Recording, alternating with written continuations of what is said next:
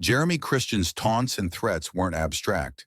They were aimed at perceived faith and identity, and when bystanders stepped in, the confrontation moved from speech to steel in seconds. In the courtroom, the battle lines were clear. The defense leaned on speech protections and provocation, pointing to the First Amendment and the chaos of a moving train.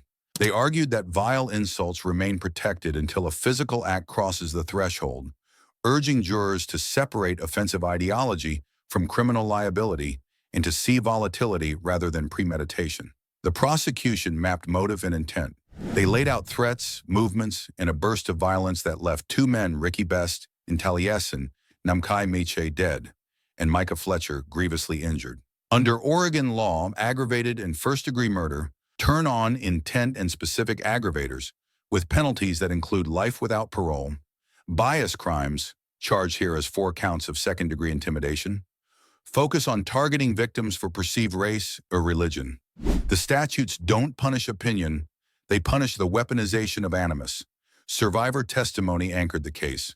Micah Fletcher, stabbed in the neck, took the stand and recounted the seconds that tied words to action. His account supplied a clean timeline. Racist harassment of the girls in hijabs, bystanders attempting to de-escalate, then a sudden lunge with a knife. Eyewitnesses filled gaps no camera could angles. Distances, the instant when a rant turned into homicide. The room went silent more than once. The state widened the lens beyond the train car.